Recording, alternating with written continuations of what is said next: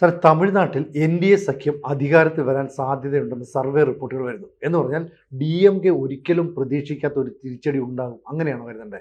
അതിന് കാരണം എന്താണെന്ന് വെച്ചാൽ സർവേകളിൽ കാണുന്നത് ഈ ഇയാളുടെ പാർട്ടി ഉണ്ടല്ലോ, വിജയ്, നടൻ വിജയിന്റെ പാർട്ടി.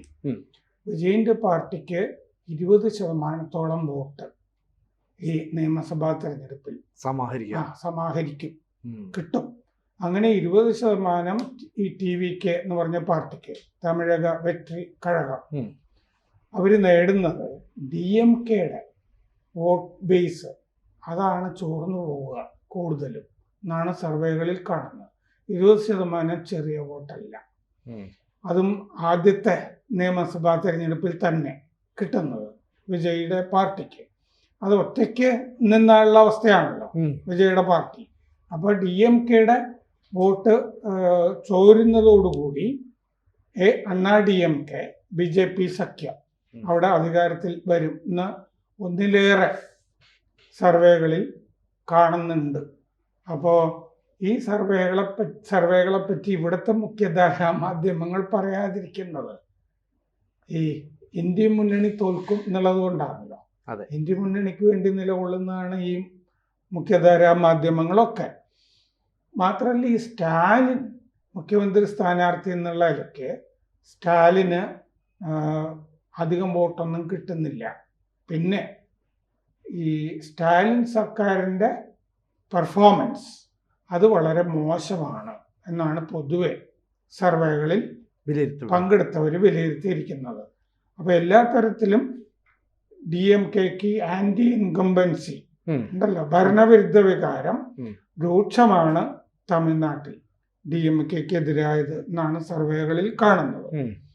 അപ്പോൾ ഇതിലാകെയുള്ള വ്യത്യാസം ഈ India Today C Voter survey, mood of the nation survey, അത് ലോക്സഭാ തെരഞ്ഞെടുപ്പ് ഇപ്പോൾ നടന്നാൽ എങ്ങനെ എന്നുള്ളതാണല്ലോ.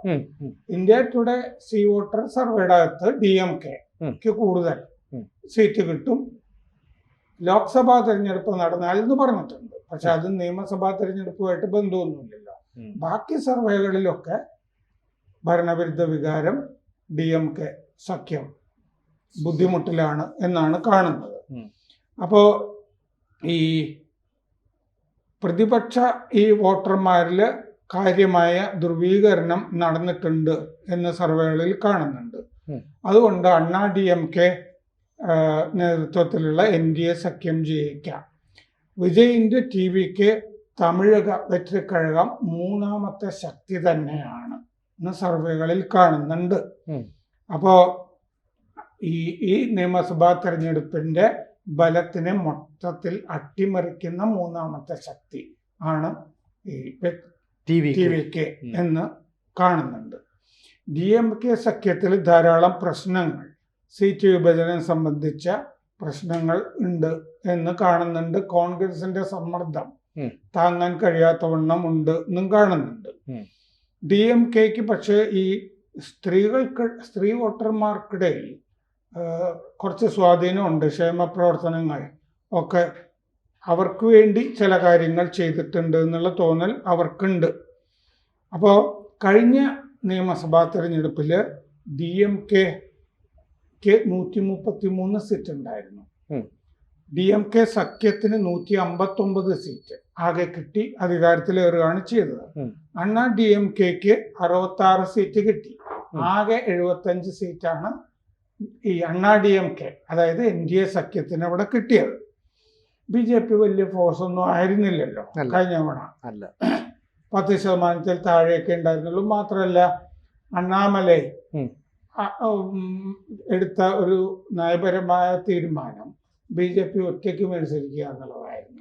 സഖ്യങ്ങൾ വേണ്ട എന്നുള്ളതായിരുന്നു. അതൊരു രാഷ്ട്രീയ തീരുമാനം എന്നുള്ളതിലേക്ക് ഒരു പാപ്പരായ തീരുമാനമാണെന്നുള്ള കാര്യത്തിൽ സംശയമൊന്നുമില്ല. സഖ്യം വഴി മാത്രമല്ലേ BJPക്ക് തെക്കേ ഇന്ത്യൻ സംസ്ഥാനങ്ങളിലൊക്കെ എന്തെങ്കിലും നേടാൻ കഴിയുള്ളൂ.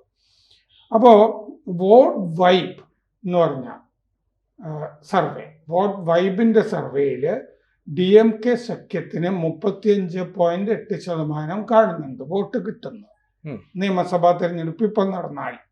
അണ്ണാ DMK സഖ്യത്തിന് 33.8%. എന്ന് പറഞ്ഞാൽ അണ്ണാ ഡി എം കെ സഖ്യവും ഡി എം കെ സഖ്യവും എൻ ഡി എ സഖ്യവും ഡി എം കെ സഖ്യവും നെക്ക് ടു നെക്ക് എന്നുള്ളതാണ് ഈ വോട്ട് വൈബ് സർവേയിൽ കാണുന്നത്. ടി വി കെക്ക് വിജയിന്റെ പാർട്ടിക്ക് 19.2% എന്നാണ് കാണുന്നത്. T V K D M കെയുടെ വോട്ടുകളാണ് ചോർത്തുക എന്ന് സർവേയിൽ പങ്കെടുത്ത 31.5% പേരും അങ്ങനെയാണ് കരുതുന്നത്. വിജയ് ഡി എം കെയുടെ വോട്ടാണ് പിടിക്കുക എന്നുള്ളത്. അണ്ണാ ഡി എം കെയുടെ വോട്ടാണ് ചോർത്തുക എന്നുള്ളത് 19.9% പേരെ കാണുന്നുള്ളൂ. ന്യൂനപക്ഷ വോട്ടുകൾ ഡി എം കെക്ക് കുറെ കിട്ടാൻ സാധ്യതയുണ്ട് എന്ന് ആ സർവേ ഫലത്തിൽ കാണുന്നുണ്ട്. പക്ഷെ എനിക്ക് അക്കാര്യത്തിലൊരു സംശയമുണ്ട്. ജോസഫ് വിജയ് പ്രൊട്ടസ്റ്റന്റ് ആണല്ലോ. അതെ, ജോസഫ് വിജയ്ക്ക് അങ്ങനെയാണെങ്കിൽ ക്രിസ്ത്യൻ വോട്ടുകൾ, അത്തരം ക്രിസ്ത്യൻ വോട്ടുകളൊക്കെ വിജയിന്റെ പാർട്ടിക്ക് കിട്ടാനുള്ള സാധ്യത. അതുകൊണ്ടാണല്ലോ അതിന് 20% വോട്ട് കിട്ടുന്നത്. അതെ, മുസ്ലിം വോട്ട് ഡി എം കെക്ക് കിട്ടുമായിരിക്കും. പക്ഷെ ക്രിസ്ത്യൻ വോട്ട് വിജയിന്റെ പാർട്ടിക്കാണല്ലോ കിട്ടുക. ആദ്യമായിട്ട് അവർക്കൊരു പാർട്ടി ഉണ്ടായി വരുന്നതാണ്. മാത്രമല്ല ഈ എന്താണ് ലോട്ടറി രാജാവില്ലേ, സാന്റിയാഗോ മാർട്ടിന്റെ മരുമകൻ, അയാളിപ്പോ വിജയിന്റെ കൂടെ ആണല്ലോ. പൈസയുണ്ട്, പൈസയും കാര്യങ്ങളും ഒക്കെ ഉണ്ട്. അപ്പൊ ആദവ് അർജുൻ എന്നാണ് അയാളുടെ പേര്. അയാളാണ് ഇവരുടെ മൊത്തം ക്യാമ്പയിനും ഒക്കെ കൈകാര്യം ചെയ്തുകൊണ്ടിരിക്കുന്നത്. എന്ന് പറഞ്ഞാൽ അയാളും പ്രൊട്ടസ്റ്റന്റ് ആണ്. അപ്പൊ അങ്ങനത്തെ ഒരു വോട്ട് ബാങ്ക് വിജയിന്റെ കൂടെ ഒക്കെ നിൽക്കാൻ സാധ്യതയുള്ളൂ. അപ്പോ ഈ അണ്ണാ ഡി എം കെക്കാണ് OBC SC പട്ടികജാതി വോട്ടുകൾ കൂടുതൽ കിട്ടുക എന്ന് സർവേയിൽ കാണുന്നുണ്ട്. ജനറൽ വോട്ടുകൾ അണ്ണാ ഡി എം കെക്കാണ് കിട്ടുക എന്ന് പറഞ്ഞാൽ നേരത്തെ ഈ ജയലളിത അയ്യങ്കാരായിരുന്നല്ലോ അണ്ണാ ഡി എം കെ. അപ്പൊ ആ വോട്ടുകളൊക്കെ ജയലളിത പിടിച്ചുകൊണ്ടിരുന്നതാണ്. അപ്പൊ ഡി എം കെയുടെ പെർഫോമൻസ് അതിനെതിരാണ് 41.9% സർവേയിൽ പങ്കെടുത്ത ആളുകൾ. എന്ന് പറഞ്ഞാൽ 41.9% പേരും ഈ സർക്കാർ കൊള്ളുകയില്ല എന്നാണ് പറഞ്ഞിരിക്കുന്നത്. അപ്പോൾ അനുകൂലിക്കുന്നവർ 36.1% ഉള്ളൂ സ്റ്റാലിൻ്റെ സർക്കാരിനെ. അപ്പോൾ ഇന്ന് ഉള്ള MLA-മാരുണ്ടല്ലോ നിയമസഭയിലുള്ള, അവരെ നിങ്ങൾ പിന്തുണയ്ക്കുമോ എന്നുള്ളൊരു ചോദ്യം സർവേയിലുണ്ടായിരുന്നു. അപ്പൊ പിന്തുണയ്ക്കില്ല എന്ന് 53.7% പറഞ്ഞിട്ടുണ്ട്. അപ്പൊ MLA-മാർക്കെതിരെയും ഭരണവിരുദ്ധ വികാരമുണ്ട്. 53.7% ഡി എം കെയുടെ MLA-മാർക്കെതിരെ. അങ്ങനെയാണെങ്കിൽ അവിടെ ഈ ഭരണം മാറിക്കൊണ്ടിരിക്കുമല്ലോ. ഡി എം കെ കഴിഞ്ഞാൽ പിന്നെ എന്താണ് ഡി എം കെ ഈ മുന്നണി മാറ്റം, അത് ഇത്തവണയും ആ ചരിത്രം അവിടെ തുടരും എന്നാണ് സർവേകളിൽ നിന്നും മനസ്സിലാകുന്നത്. അപ്പോൾ മുഖ്യമന്ത്രി എന്നുള്ള നിലയ്ക്ക് സ്റ്റാലിന് 33.3% ഈ സർവേയിൽ കിട്ടിയിരിക്കുന്നത്. 50% ഒന്നും ഇല്ല. EPS-ന് 29.8, വിജയ്ക്ക് 23.2. അപ്പോൾ സ്പിക് മീഡിയ ഇട സർവേ അതിൽ ഡി എം കെക്ക് 35.8%, 35.8. NDA സഖ്യത്തിന് Anna D M K 35.1, 35.8, 35.1 neck to neck. അവസാനം NDA കടന്നു കയറിയാൽ മതിയല്ലോ. ഡി എം കെക്ക് 88 സീറ്റ്, NDAക്ക് 104 സീറ്റ് എന്ന്. ആ ചെറിയ വ്യത്യാസമല്ലേ? പക്ഷെ അത് സീറ്റുകളായിട്ട് മാറുമ്പോൾ ഡി എം കെ സഖ്യത്തിന് 88-ഉം NDA സഖ്യത്തിന് 104 സീറ്റും എന്ന് പറഞ്ഞാൽ NDA സീറ്റും ഭരണത്തിലേക്ക് വരുന്നതാണ് അതിൽ കാണുന്നത്. SN ന്യൂസിന്റെ സർവേയില് ഡി എം കെ സഖ്യത്തിന് 71 സീറ്റ്, NDA സഖ്യത്തിന് 133 സീറ്റ്. ഇങ്ങനെയാണ് 3-4 സർവേകൾ വന്നിരിക്കുന്നത്. എന്ന് പറഞ്ഞാൽ NDA സഖ്യം വലിയ മുന്നേറ്റമാണ് തമിഴ്നാട്ടിൽ നേടുക, കാഴ്ചവെക്കുന്നത് എന്നാണ് സർവേകൾ. അപ്പോൾ മുമ്പ് നിയമസഭാ തെരഞ്ഞെടുപ്പിൽ NDA സഖ്യത്തിനുണ്ടായ പാളിച്ചകളെ മറികടക്കുന്ന രീതിയിൽ മുന്നോട്ട് പോകണമെന്ന് അവർ പ്ലാൻ ചെയ്ത് നീങ്ങുന്നു എന്ന് പറഞ്ഞാൽ ഇപ്പോ അവിടെ ഈ പ്രകടന പത്രികയൊക്കെ പുറത്തൊക്കെ ഇറക്കി കഴിഞ്ഞു. അണ്ണാ DMK ആ. എന്ന് പറഞ്ഞാൽ കാലേ കൂട്ടി പ്രവർത്തനങ്ങളൊക്കെ നടക്കുന്നുണ്ട്. നയനാർ നാഗേന്ദ്രനാണല്ലോ BJPയുടെ പ്രസിഡന്റ്. അതെ. അണ്ണാമലൈ ഇടം ധരിച്ച് നിൽക്കുകയാണ്. അണ്ണാമലയെ 6 മണ്ഡലങ്ങളുടെ ചുമതല ഏൽപ്പിച്ചിരുന്നു. അണ്ണാമലൈ എൻ്റെ അച്ഛന് അനാരോഗ്യമാണ്, ഞാൻ ഇതിൽ പങ്കെടുക്കുന്നുണ്ടാവില്ല, ആ 6 മണ്ഡലങ്ങളുടെ ചുമതല ഞാൻ ഒഴിയാന്ന് പറഞ്ഞിട്ട് അയാൾ ഒഴിഞ്ഞു പോയിരിക്കുകയാണ് അണ്ണാമലൈ. അണ്ണാമലൈക്ക് പ്രത്യേകിച്ച് സ്ഥാനങ്ങളൊന്നും കൊടുത്തിട്ടുമില്ലല്ലോ, കേന്ദ്രത്തിൽ മന്ത്രിയൊന്നും ആക്കിയില്ല, അങ്ങനെയൊക്കെ പ്രതീക്ഷിച്ചിരുന്നെങ്കിലും. അപ്പോൾ അണ്ണാ DMK പത്രിക ഇറക്കി കഴിഞ്ഞു, തെരഞ്ഞെടുപ്പ് പത്രിക എന്ന് പറഞ്ഞാൽ NDA മുന്നണി പ്രകടന പത്രിക ഇറക്കി കഴിഞ്ഞു. പിന്നെ NDAയിൽ സഖ്യത്തിൽ BJPയുടെ സഖ്യത്തിൽ കഴിഞ്ഞ തവണ ഒറ്റയ്ക്ക് നിന്നു, ഇത്തവണ അണ്ണാ DMK വന്നു, പാട്ടാളി മക്കൾ കച്ചി PMK വന്നിട്ടുണ്ട്, AMMK വന്നിട്ടുണ്ട്.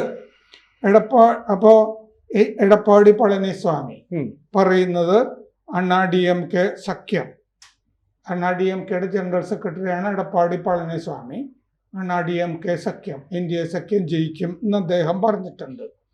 അപ്പോൾ ഇതിൻ്റെ അകത്ത് ഇനി വിജയ് എങ്ങാനോ അവസാനം ഈ NDA സഖ്യത്തിൽ വന്നാലോ, അങ്ങനൊരു സംശയം കൂടി നിൽക്കുന്നുണ്ട്.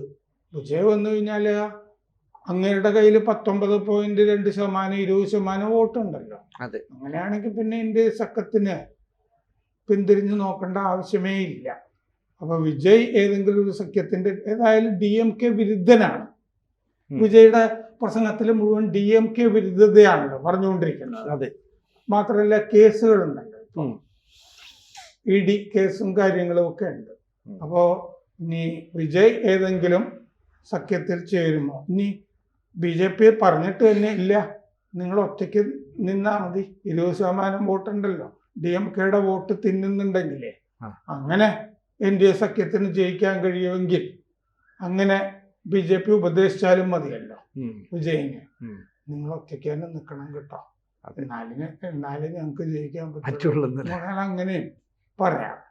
അപ്പൊ ഇതാണ് ഇപ്പൊ തമിഴ്നാടിന്റെ ഒരു അവസ്ഥ. കൂടുതൽ വാർത്തകളും വിശേഷങ്ങളും നിങ്ങളിലേക്ക് എത്താൻ ABC മലയാളം സബ്സ്ക്രൈബ് ചെയ്യുക, ബെൽ ബട്ടണും അമർത്തുക.